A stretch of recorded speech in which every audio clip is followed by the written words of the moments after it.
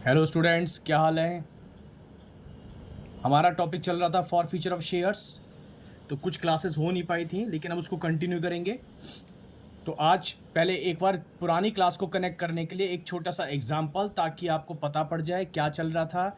एक बार पीछे वाला वीडियो देख लेना और उसके बाद फिर हम बुक से क्वेश्चन करना स्टार्ट करेंगे। लेकिन आज के क्वेश्चन से आपको एक आइडिया लग जाएगा कि हाँ, किस तरीके से हमें वैल्यूज़ वगैरह पुट करनी होती है। तो चलो स्टार्ट करते हैं बिना किसी देरी के। एक एग्जाम्पल यहाँ फ्रेम करा हुआ है मैंने। एक्स लिमिटेड ने फॉरफिट करे हैं 100 शेयर्स। फॉर फ्यूचर याद है ना, जब कोई शेयर होल्डर डिफ़ॉल्टर बन जाता था, वो किसी इंस्टॉलमेंट की पेमेंट नहीं करता था, तो कंपनी के पास राइट होता है कि कंपनी उसके मेंबरशिप को टर्मिनेट कर सकती है, उसके शेयर्स को फॉरफिट कर लेगी, और उसने जो पैसा पे कर रखा था कंपनी उसको भी फॉरफिट कर लेती है, उसको भी जब्त कर लेती है।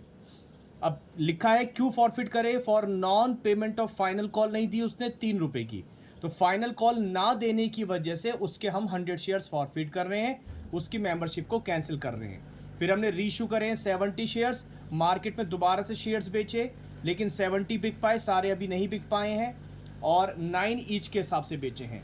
जर्नल बनाना है, जर्नल फॉर्मेट मैंने नहीं बनाया है, लेकिन बार बार मैं आपको बोलता हूँ, आप जब करोगे प्रॉपर वे में ही करना। चलो स्टार्ट करते हैं। तो जब शेयर्स फॉरफिट होते हैं तो हम क्या करते थे, हमारा एक मेंबर कम होता है, मेंबर के कम होने से हमारी कैपिटल डिक्रीज, और जब कैपिटल डिक्रीज होती है तो कैपिटल को डेबिट किया जाएगा। कितने शेयर्स फॉरफिट हो रहे हैं यहाँ पे, 100 शेयर्स फॉरफिट हो रहे हैं। और आपको याद है यहाँ किससे मल्टीप्लाई करते थे, मैंने बताया था यहाँ पर मल्टीप्लाई करते हैं called up money with face value. Share capital है, कैपिटल हमेशा ओरिजिनल वैल्यू पे ही रिकॉर्ड की जाएगी। और कॉल्ड अप मनी से, कॉल्ड अप मनी का मतलब होता है कंपनी ने जितना पैसा उससे कॉल कर रखा है। और ये कैसे करते हैं, कैसे पता करेंगे, या तो क्वेश्चन में कॉल्ड अप अमाउंट दे रखी होती है, अदरवाइज जिसके बाद ये शेयर्स फॉरफिट हो रहे हैं, जिस इंस्टॉलमेंट के बाद वहां तक का टोटल लगा लो, वो ही कॉल्ड अप मनी होगी। मान लो अलॉटमेंट के बाद शेयर्स फॉरफिट हो रहे हैं, तो अलॉटमेंट तक का टोटल कॉल्ड अप मनी। मान लो फर्स्ट कॉल के बाद शेयर्स फॉरफिट हो रहे हैं, तो फर्स्ट कॉल तक का टोटल कॉल्ड अप मनी। हमारे क्वेश्चन में उसने कौन सी कॉल नहीं दी, फाइनल कॉल नहीं दी है, इसका मतलब है फाइनल कॉल के बाद शेयर्स फॉरफिट हो रहे हैं। और जब फाइनल कॉल के बाद शेयर्स फॉरफिट हो रहे हैं तो कॉल्ड अप मनी कितनी हो जाएगी, 10 हो जाएगी। तो फाइनल कॉल के बाद अगर शेयर्स फॉरफिट हो रहे होंगे तो कोई टेंशन की बात है ही नहीं। फिर तो जो शेयर की वैल्यू है 10 रुपये है मान लो, तो 10 से मल्टीप्लाई कर लेंगे। क्लियर है। अगर फाइनल कॉल से पहले फॉरफिट हो रहे हैं, अगली क्लास में क्वेश्चंस खूब आएंगे स्टेप वाले जब मैं कराऊंगा बुक से, तो हमें थोड़ा सा अलर्ट रहना पड़ेगा। तो 100 into 10 1000। To calls in arrears, calls in arrears को क्रेडिट क्यों कर रहे थे, क्योंकि पहले आपने कॉल्स इन एरियर्स को डेबिट कर रखा होगा। इसका मतलब ये था कि पैसा आएगा, पैसा आएगा, पैसा आएगा। कॉल्स इन एरियर्स हमें ये याद दिलाता है। लेकिन अब जब शेयर्स उसके फॉरफिट कर लेंगे तो अब किस बात का पैसा आएगा, जब वो मेंबर ही नहीं है। तो जो कॉल्स इन एरियर्स पहले डेबिट हो रखा होगा उसे आप यहाँ पर कैंसिल करोगे। तो 100 शेयर्स पे जो मैं 3 रुपये की उम्मीद लगा रखी थी वो पैसे अब नहीं मिलेंगे। तो 300 रुपये यहाँ पर कॉल्स इन एरियर्स हमारा क्रेडिट हो जाएगा। और 1000 में से 300 माइनस कर लो, तो ये 700 क्या निकल के आएगा, ये वो अमाउंट निकल के आएगी जो वो पैसा दे चुका था। शेयर फॉरफिटेड में डाल देंगे, ये कंपनी को प्रॉफिट हो जाता है एक तरीके से। नॉमिनल अकाउंट है, credit all incomes and gains. अब ऐसे भी देख लो, 3 रुपये उसने नहीं दिए थे, तो इसका मतलब है कितने दे दिए थे, 7 दे दिए थे। जो दे दिए थे वही फ़ायदा है, तो 100 इंटू 7 वही 700 निकल के आ गया। समझ में आ रही बात। तो हमेशा ध्यान रखना फ़ायदा ये होता है।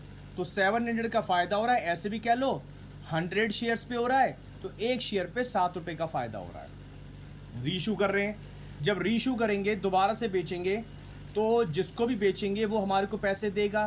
Bank balance increase. कितने शेयर्स बिक रहे हैं, काश सारे बिक जाते, लेकिन नहीं बिके, कोई बात नहीं। अभी 70 बिक रहे हैं तो 70 से एंट्री बना दो, जितने कहेगा उतने बेच देंगे। 70 इंटू कितने में बेचे, 9 में बेचे हैं, तो ये कितना हो गया, 630 कंपनी के बैंक अकाउंट में पैसे आ गए। अच्छा, एक शेयर को रीशू करने में कितने का नुकसान हो रहा है, 1 रुपये का हो रहा है, क्योंकि 9 रुपये में बेच रहे हैं। शेयर था 10 रुपये का, 1 रुपये का नुकसान हुआ, नुकसानों को डेबिट करते हैं, लेकिन कहाँ से पूरा करेगी? कंपनी अपने इस प्रॉफिट वाले अकाउंट से पूरा करेगी। कंपनी को जो ये फ़ायदा हो रहा है, कंपनी इस फ़ायदे में से अपने इस नुकसान को पूरा करेगी। तो जो कंपनी को 1 रुपये का नुकसान हुआ, 70 इंटू 1, तो 70 रुपीज़ कंपनी लॉस इसमें से पूरा करेगी, तो ये शेयर फॉरफिटेड कम हो जाएगा। ठीक है, तो share forfeited account debit 70 rupees से। अब एक बात ध्यान से सुनना, कई बार क्वेश्चन आता है, क्या फॉरफिटेड शेयर्स डिस्काउंट पे रीइश्यू हो सकते हैं? आंसर बिल्कुल हो सकते हैं। Discounted shares, sorry, forfeited shares discount पे रीइश्यू हो सकते हैं, दिख भी रहा है। फिर आता है मैक्सिमम डिस्काउंट कितनी दी जा सकती है? तो आंसर है जितना शेयर फॉरफिटेड में क्रेडिट बैलेंस होता है ना, जितना फ़ायदा होगा मैक्सिमम उतनी ही डिस्काउंट देंगे। देखो 700 रुपये कंपनी को फ़ायदा हो रहा है, अगर कंपनी ये शेयर 700 रुपये के नुकसान पे बेच भी देती है तो भी company no profit no loss पे रहेगी। और अगर मैं पूछूं कि पर शेयर के हिसाब से बताओ, तो एक शेयर पे कंपनी को कितने का फ़ायदा हुआ? 7 रुपये का फ़ायदा हुआ था। तो कंपनी अगर इसे 7 रुपये के डिस्काउंट पे बेच भी देगी तो कम से कम कंपनी को 3 रुपये पे शेयर बेचना पड़ेगा। तो कई बार पूछते हैं बताओ मैक्सिमम डिस्काउंट कितनी होगी? तो मैक्सिमम डिस्काउंट 7 रुपये हो सकती है मेरे इस क्वेश्चन के हिसाब से। मिनिमम रीइश्यू प्राइस कितना होना चाहिए, मतलब कम से कम कितने में बेचेगी? तो कम से कम, जब 7 रुपये की डिस्काउंट है तो कम से कम कितने में? 3 रुपये में बेचेगी। मिनिमम रीइश्यू प्राइस 3 रुपये होना चाहिए। 3 से ज़्यादा चाहे कितने में बेच दे, लेकिन कम से कम 3 में बेच सकती है, कम से कम 3 में। समझ में आ गई बात यहाँ तक?